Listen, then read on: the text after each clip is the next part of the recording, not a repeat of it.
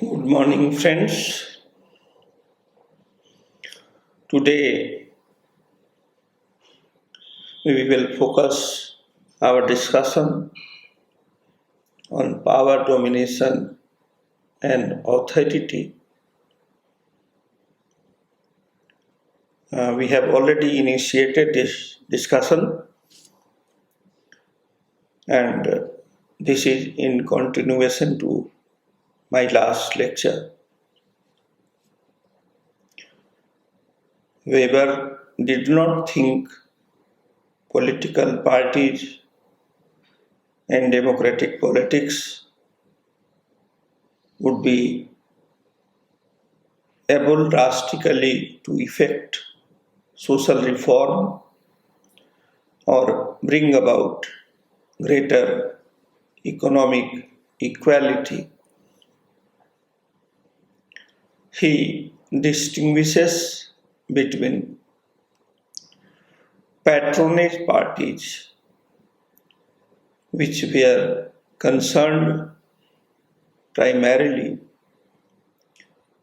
with gaining power and dividing up the goodies between themselves, and second, parties of principle, which ended up through a process of bureaucratization, doing much the same thing. Here, Max Weber is trying to demonstrate on the basis of his data that in principle there can be two types of political parties. One he terms patronage parties, which were concerned primarily with gaining power and dividing up the goodies between themselves. And second, he says there can be parties of principle which, until and unless in opposition, remains a principled party, but once it comes to power, it also ends through a process of bureaucratization, doing more or less the same thing which patronage party does in liberal democracies in the capitalist mode of production. And then Weber says parties too become status groups pursuing their own self-interest. Following Robert Mitchell's discussion of political parties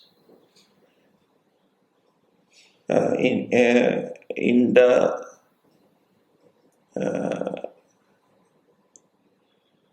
published in the year 1991 and then translated into English in 1962, Weber says that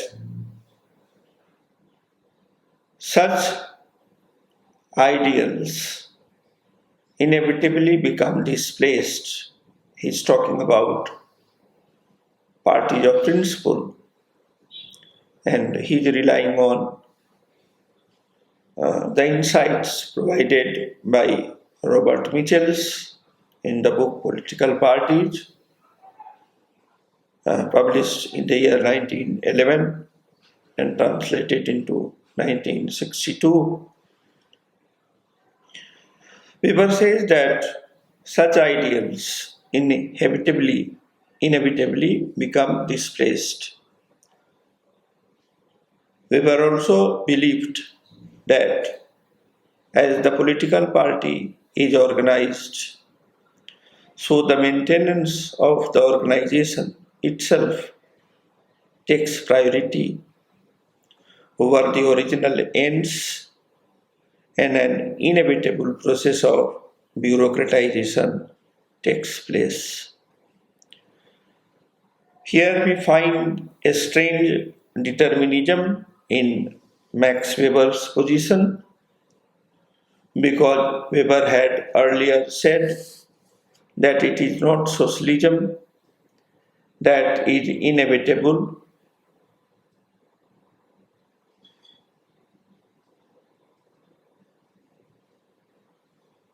mode of production.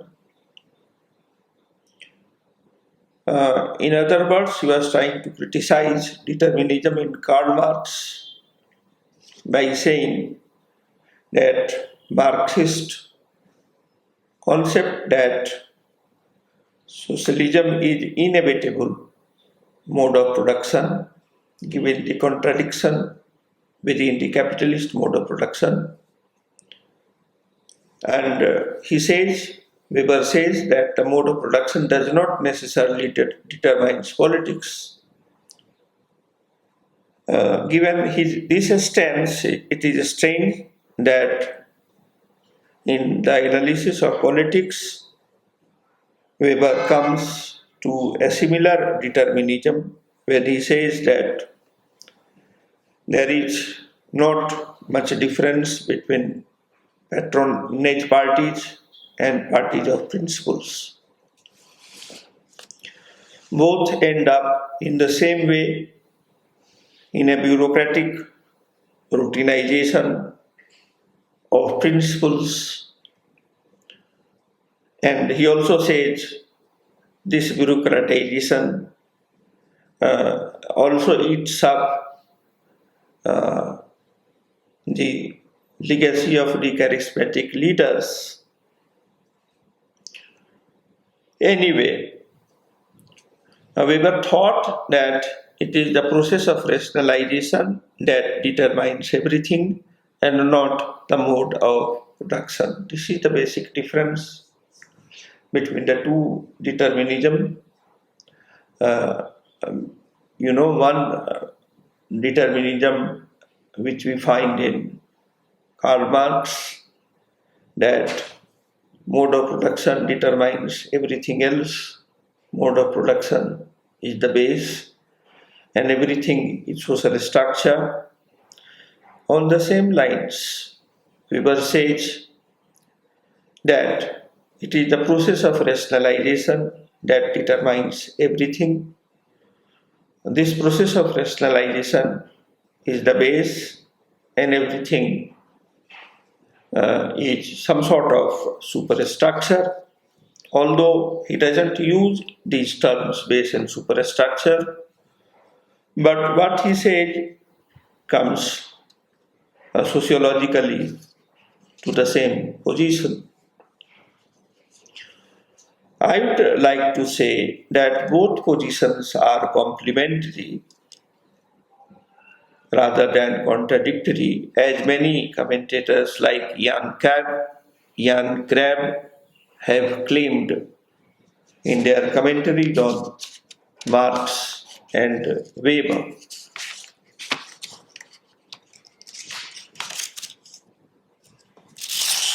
Now, as we reanalyzed the concept of political parties, let us reanalyze the concept of corporate groups we had discussed in the last class. Weber says that corporate groups might be called a collective actor. It is a relatively closed group in which order is enforced by a number of individuals whose specific task is to do just that. Weber distinguishes between power, that is, the probability that one individual will have his or her orders carried out, and imperative control, By imperative control, he means the probability that a specific command will be obeyed. Here we find that he is introducing two concepts, one of power and the other of imperative control. And as I said just now, power is the probability that one individual will have his or her orders carried out. On the other hand, imperative control, according to Weber, is the probability that a specific command will be obeyed. Weber says that we cannot define a political corporate group from its purpose, but he says it is possible to define the political character of a corporate group only in terms of the means peculiar to it, that is, the use of force. Here Weber is trying to say that, the political corporate group is not defined on the basis of its purpose, its ends. Rather, the political character of a corporate group can be conceptualized, defined by means of a peculiar method or technique or means, that is the use of force. As I said earlier also, Weber is not so much interested in the goal of social action or the end of social action or the absolute purpose of doing a social action, including the action of exercising power. He says that the end is not that important in sociological analysis. Rather, it is the means to the end which is more important. Therefore, the political character of a corporate group can be understood only by analyzing the means political corporate groups use to achieve their end. And what is that means? The use of force. Particularly,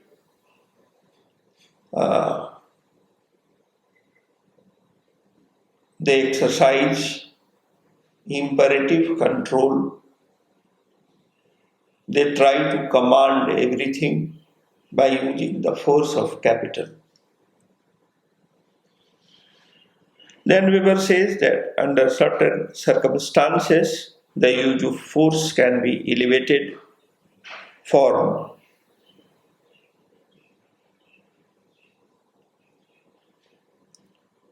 to a means to an end in itself. He says that sometimes capitalists do not use force to achieve a particular end. Rather,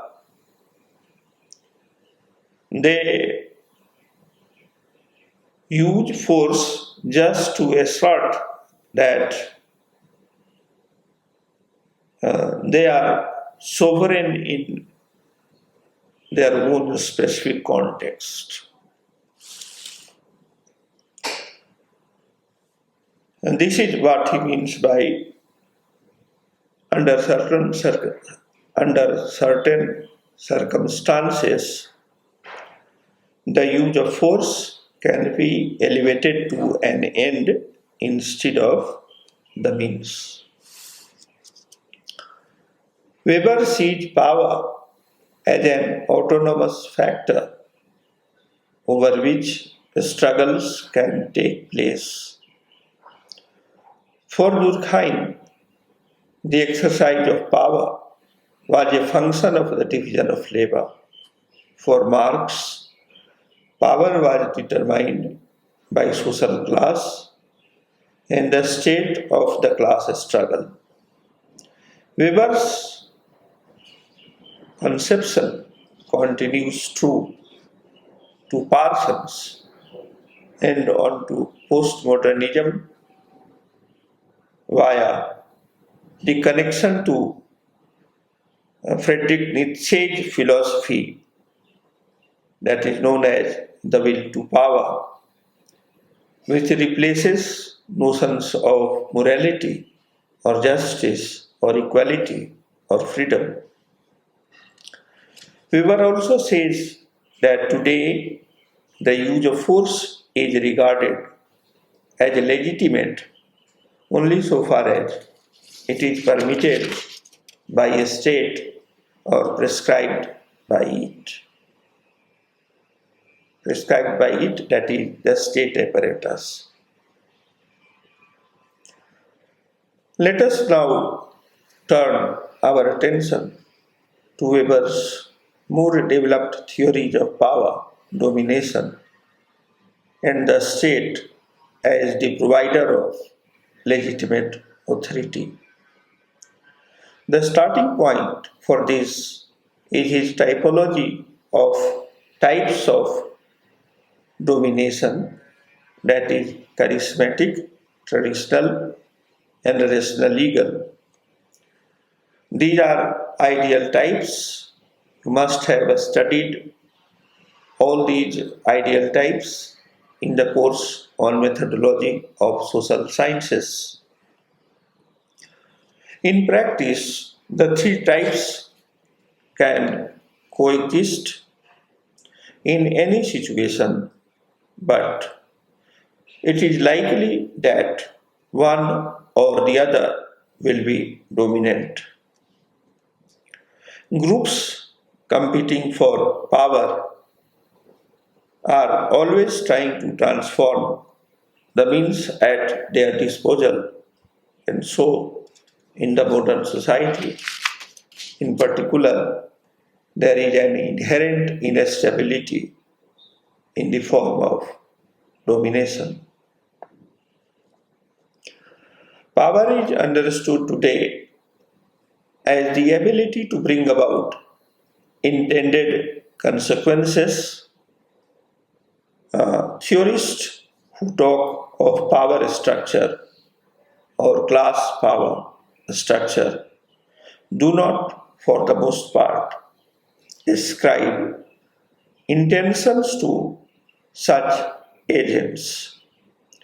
As we have seen, there can be different bases of power, for example, wealth, status, knowledge of a specialist, charisma, and authority given by the state to political actors or rational legal agencies like bureaucracy. There can be different forms of power such as influence, coercion, manipulation, force, and control. In the same way, there can be different ends of power or goals of power, such as individual or community ends, political and economic outcomes, and stable social and political orders. Definitions of power have also been deeply implicated in debates in social and political theory on the essentially conflicting, that is Marxist, or consensual, that is Durkheimian, nature of social and political order. Further disagreements concerns whether power is zero sum, for example, in the writings of Marx, Weber, or C. Wright Mills, or it is a positive sum concept, as in the writings of Parsons since 1930 onwards. Now, let us come to the concept of charismatic leadership and charismatic authority. Weber says in 1922, English translation in 1947, page number 358 and 359. He says that the term charisma will be applied to a certain quality of an individual personality by virtue of which he is set apart from ordinary men and treated as endowed with supernatural, superhuman, or at least specifically exceptional powers and qualities. These are such as are not accessible to the ordinary person, but are regarded as of divine origin or as exemplary, and on the basis of them, the individual concerned is treated as a leader. This type of power should be distinguished from power on the basis of charismatic authority.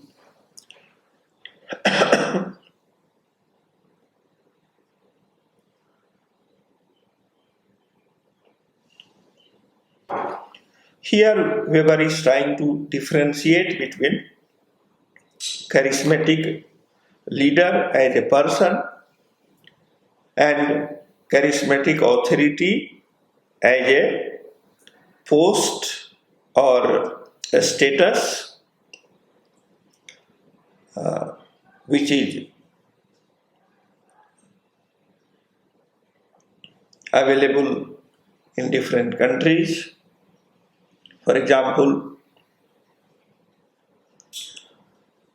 Jesus Christ among the Christians of Europe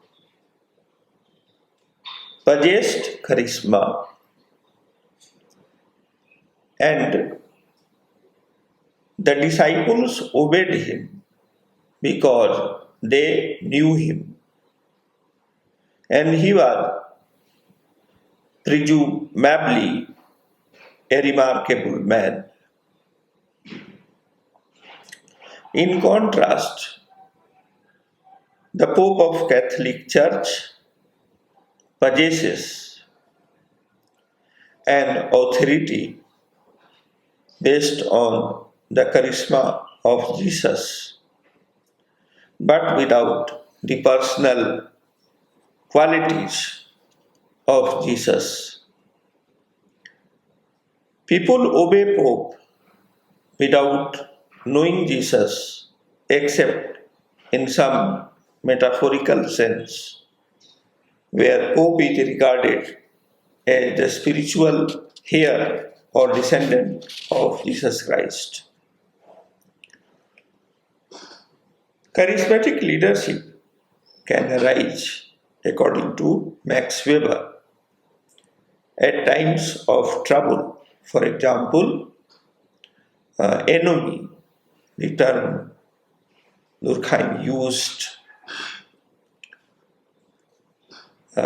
when he was discussing suicide rate. Weber says that charismatic leadership can arise at times of trouble when other forms of domination do not seem to be fulfilling their task.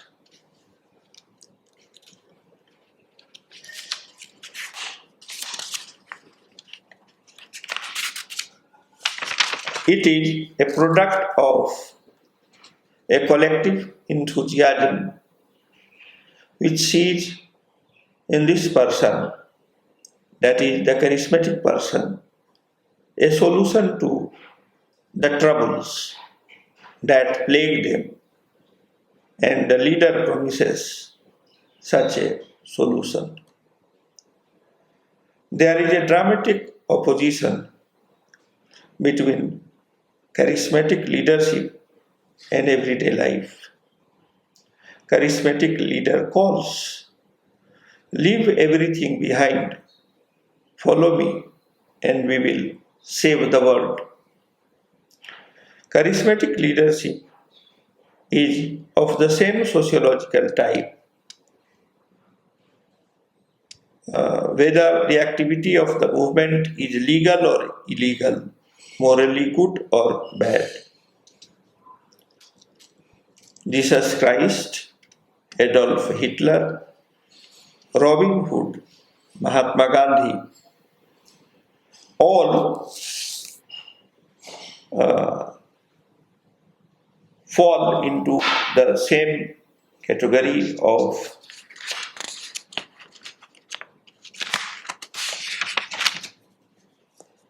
charismatic leadership, although some are classified as good and some are classified as bad, some are classified as personally virtuous, some are classified as morally corrupt. But all these examples of Jesus Christ, Adolf Hitler, Robin Hood, and Mahatma Gandhi illustrate the category Weber terms as charismatic leader. Under such leadership, well-established rules, whether traditional or rational legal, are abandoned.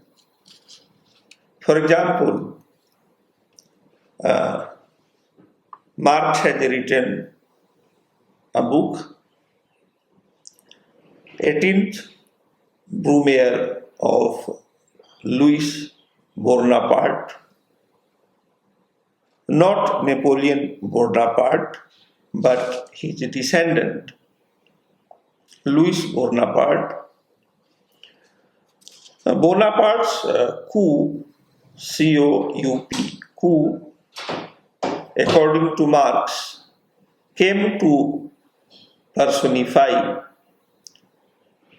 the peasantry, the lumpen proletariat, and others who could not represent themselves.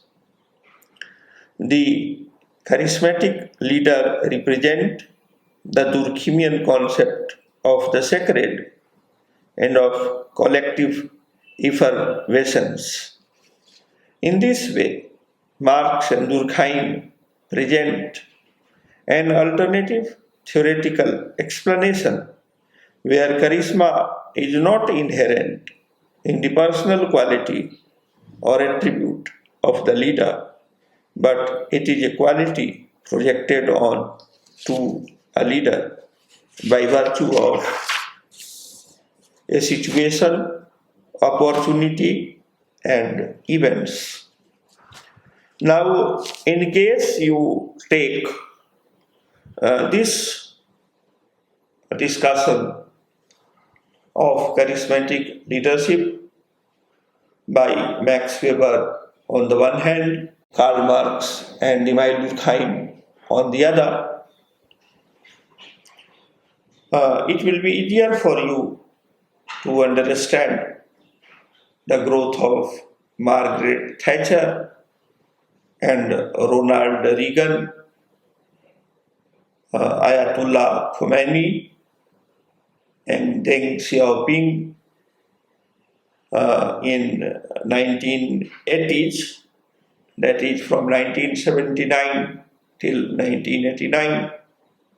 You can also regard Mikhail Gorbachev, for good or bad reason, as the charismatic authority. Today, Narendra Modi of India, Vladimir Putin of Russia, Xi Jinping of China,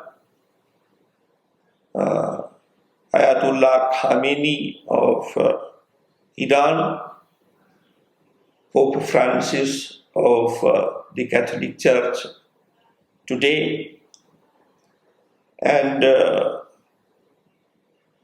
person who has just defeated Donald Trump of United States of America, they all will be regarded charismatic leaders. We can also see the example of Jayaprakash Narayan during the student movement of 1974, and he continued to be a charismatic leader until his death. There was a government which was formed under the leadership of anti-Indira Gandhi movement in late 70s, from 1974 till 1976. And a government came in led by Morarji Desai and Chaudhry Charan Singh, which lasted from 77 to 79. The similar story was repeated during the Anna movement around 2012-13. Out of the Anna movement came a government of Aam Aadmi Party in Delhi, led by Arvind Kejriwal. We cannot analyze what will happen after Narendra Modi or Vladimir Putin or Xi Jinping or Ayatollah Khamenei or Pope Francis, because they are still alive and very popular as charismatic leader. But we can easily analyze what happened to the legacy of charismatic leader Mahatma Gandhi, what happened to the charismatic leadership or legacy of charismatic leader Jayaprakash Narayan, and we can also analyze what happened to the legacy of charismatic leader Anna Hazare. Weber says that usually such charismatic leaders' legacy is routinized by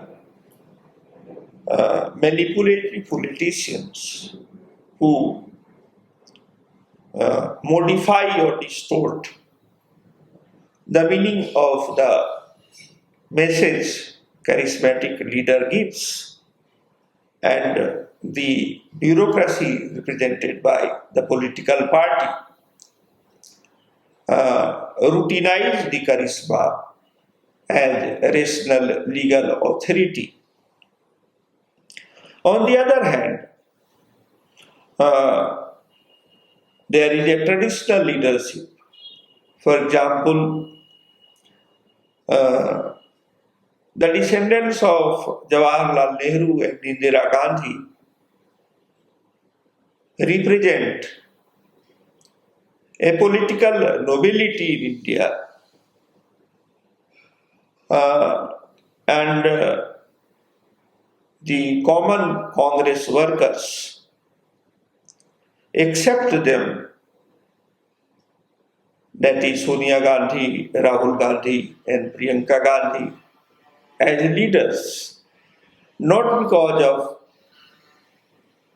their personal virtue or personal attribute, not because they led their parties to absolute power, as Indira Gandhi did in 1971 or 1980, or as Jawaharlal Nehru did in 1952 and 1957 and 1962, or as Narendra Modi did in 2014 and 2019.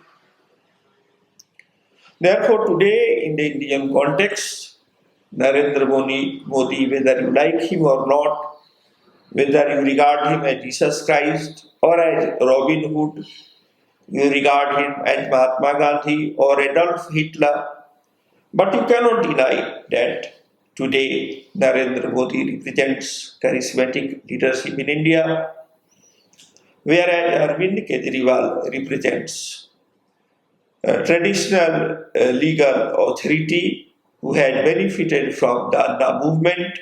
Anna Hazare was a charismatic leader, and the Nehru Gandhi dynasty, represented by Sonia Gandhi, Rahul Gandhi, and Priyanka Gandhi, they represent the traditional leadership or traditional authority in Indian politics. In the same way, in case you take political character of corporate groups in India, whether you like it or not, today Mukesh Ambani and Gautam Adani represent charismatic corporate leaders, whereas Ratan Tata or Tata and Sons represent the traditional corporate leadership. Now, there are others, for example, those who manage Tata and Sons nowadays, or those who manage Infosys in Bangalore, they represent traditional legal authority in corporate circle in the market. Therefore, the three terms, charismatic authority and traditional authority, as well as rational legal authority, is analytically separable.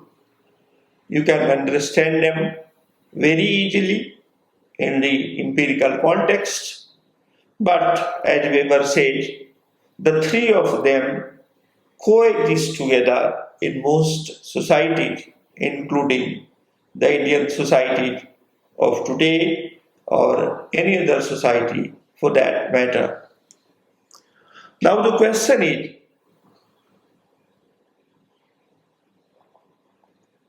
what is the basic difference between traditional authority and rational legal authority vis-a-vis charismatic authority? We can underline the following points. Point number one, charismatic leaders have personal attributes. Their popularity is based on their inherent quality, or this is the Weberian definition of charismatic leadership, or as Marx says, that there is a very strange situation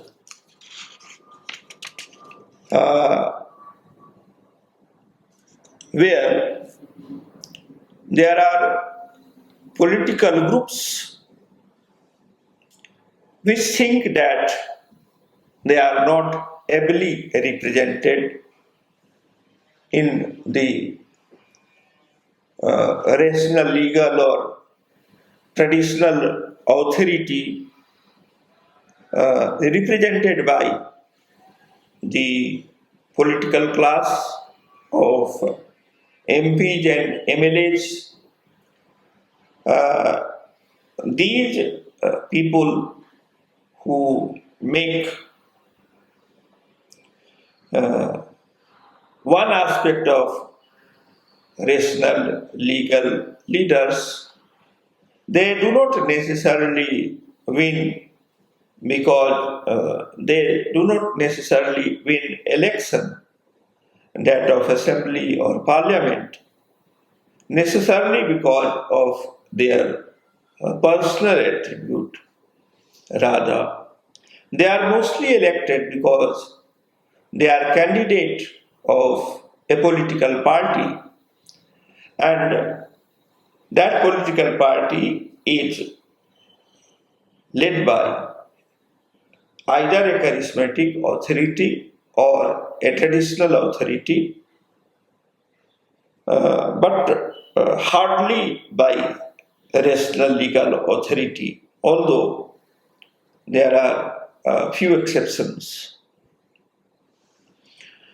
For example, there are people who say that during the UPA rule, United Progressive Alliance rule from 2004 till 2014, Dr. Manmohan Singh was the Prime Minister of India, but he was not a charismatic leadership, nor was Sonia Gandhi, the chairperson of UPA regime, a charismatic leader.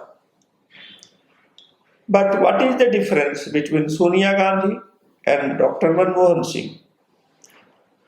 Sonia Gandhi represented traditional authority of the Nehru Gandhi dynasty, whereas Dr. Manmohan Singh represented rational legal authority of an elected Prime Minister.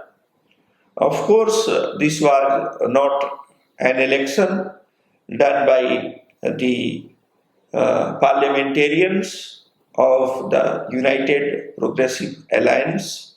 Rather, he was selected out of the many possible choices by the party boss Sonia Gandhi.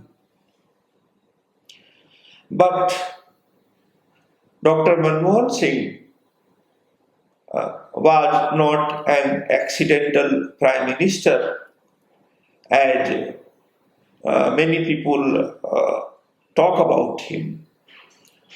He was very much a rational legal leader because for a very long time he was part of the Indian nation state in the capacity of Governor General of Reserve Bank of India. Then he also worked in the capacity of an expert in economic affairs under different leaders of the Congress party.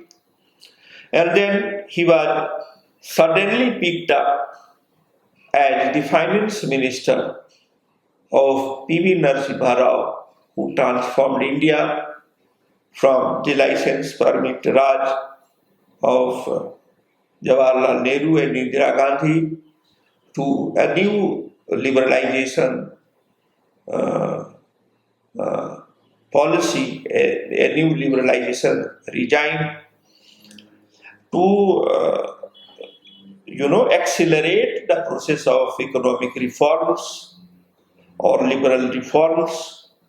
Dr. Manmohan Singh was picked up as finance minister because, in the opinion of the political boss, who represented himself a rational legal authority within the Congress party, because their charismatic leader Rajiv Gandhi was assassinated during the election of 2091. Rao was picked up not because he was a natural leader of the Congress party during the 1991 election, because he was the compromised candidate of all the factions of the Congress party during the result of 1991 Lok Sabha elections. Now, since he did not have the mandate in his name, he was scared of a traditional politician as the finance minister in his ministry. He thought that since he is first among the equals and not the taller leader, which Rajiv Gandhi or Indira Gandhi or Jawaharlal Nehru were in their days, he needed somebody who followed his political directions or dictates or commands very, religiously as a rational legal authority. Therefore, uh, P.V. Narasimha Rao gave almost a free hand to Manmohan Singh as the finance minister. As a result, since 1991 till 2013, uh, Dr. Manmohan Singh was more or less in the same position in which P.V. Narasimha Rao was in 1991.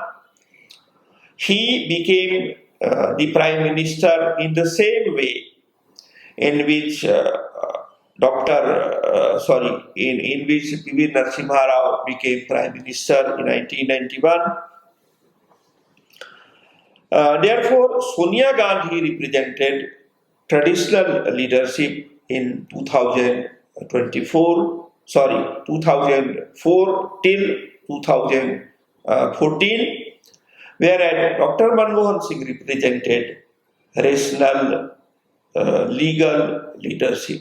In contrast,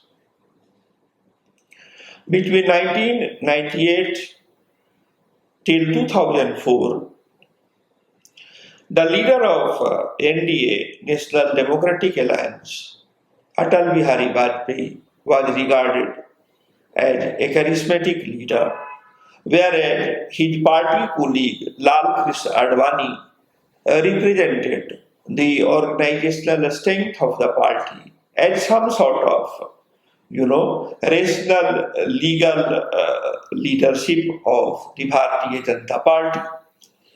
Now, in 2014, Narendra Modi emerged as a charismatic leader, and now we have Amit Shah in the position of Sonia Gandhi or Lal Krishna Advani. I'm not, equating the personal attributes of these three persons. There are three different types of people. Like Jyoti Basu and Buddhadev Bhattacharya were two different types of people. I'm just comparing and contrasting.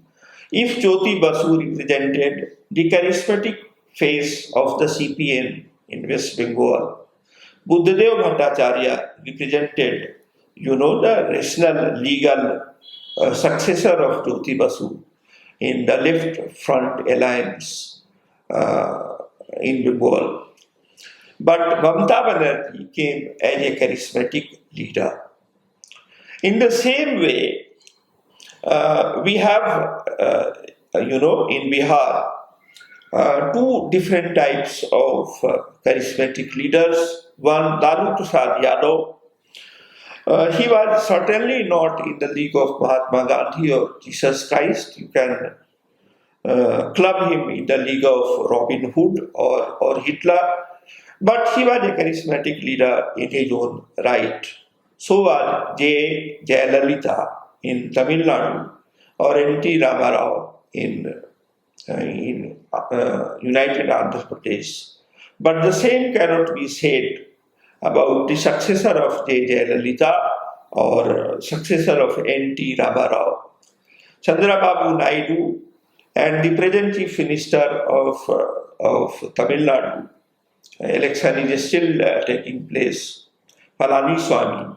They represent, rational legal authority of their political party on the lines of Manmohan Singh or Lal Krishna Advani. Now, what is at the stake in this discussion about power, authority, and domination?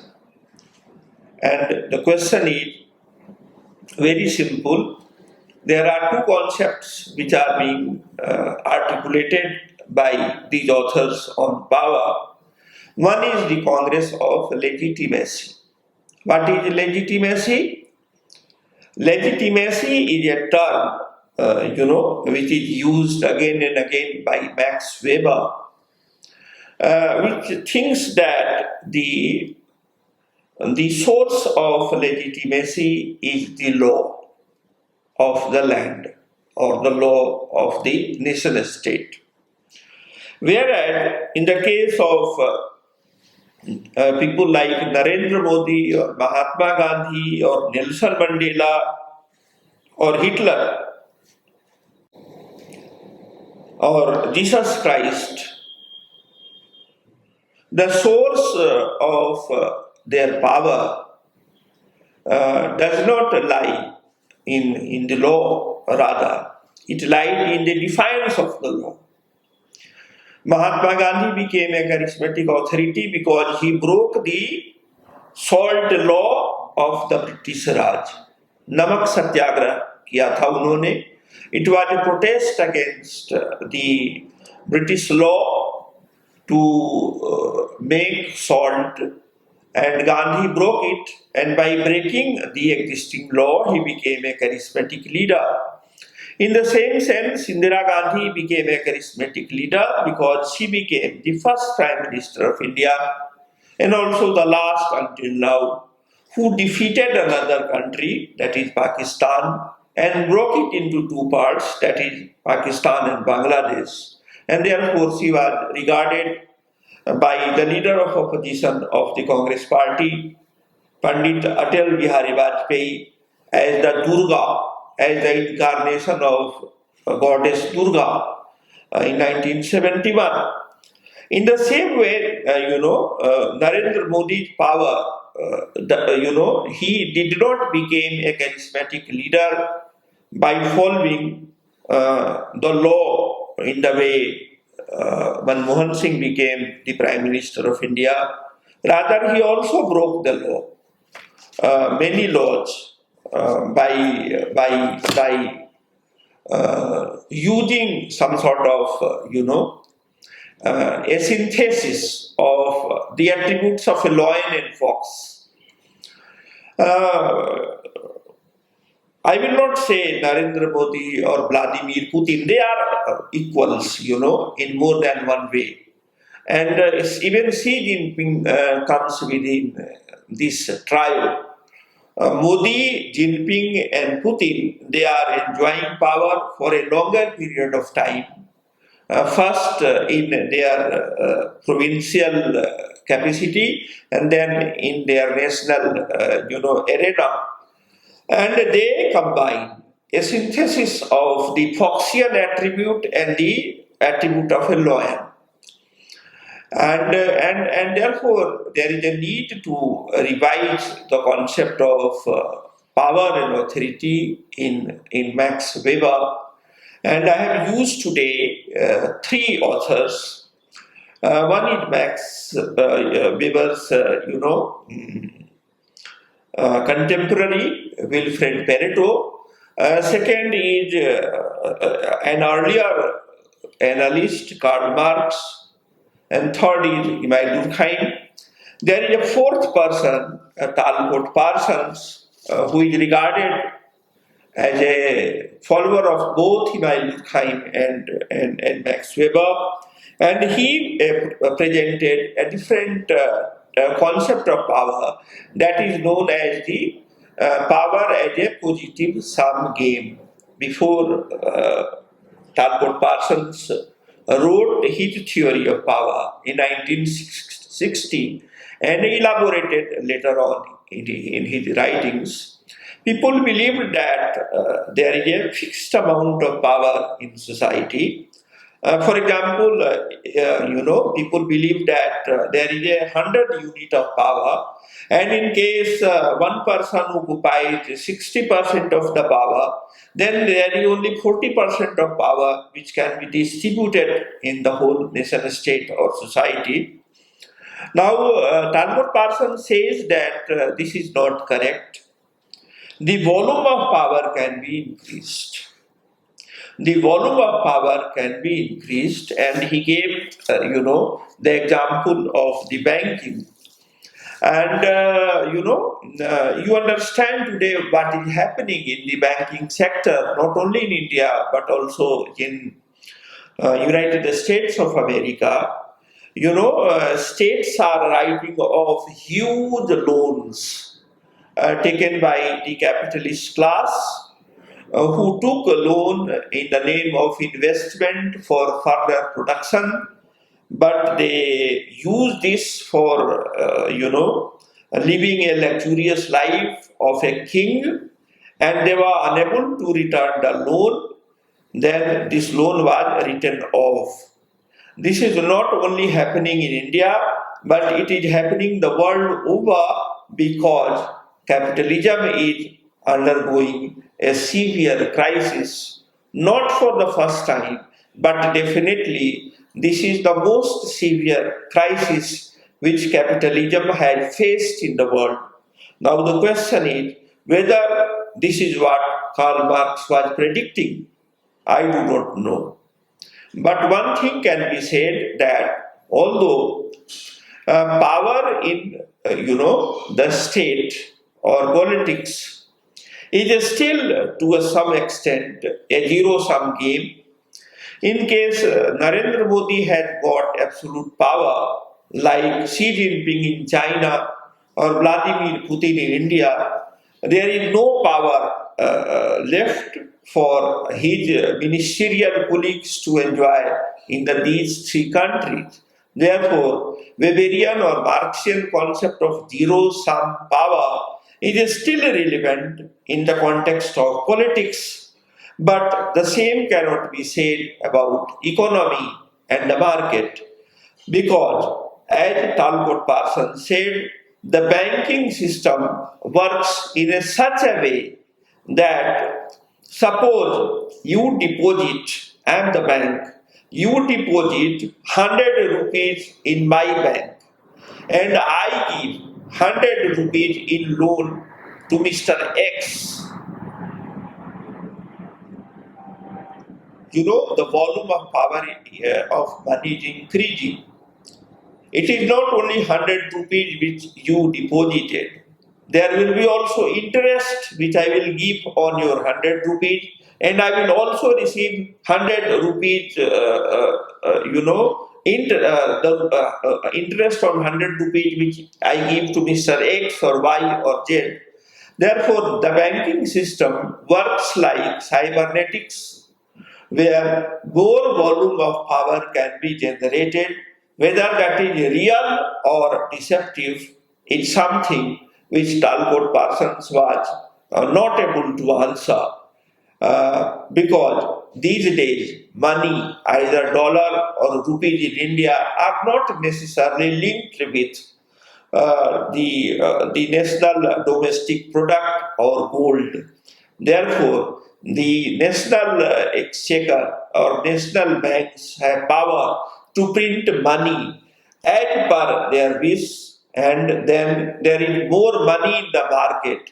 Now, the power of money in the market today cannot be explained by using the concept of power which Marx was using, or even Durkheim was using, or even Weber was using. It can be explained only in the terms Talcott Parsons was elaborating in 1960, that power can be shared among all of us by increasing the volume of power, and this is possible by the new science of technology, the new science of cybernetics. Now, robotics is trying to surpass the cybernetics of Talcott Parsons. Therefore, Technology had become a key player in the creation of wealth or money or power, and it requires a revision in the theory of power,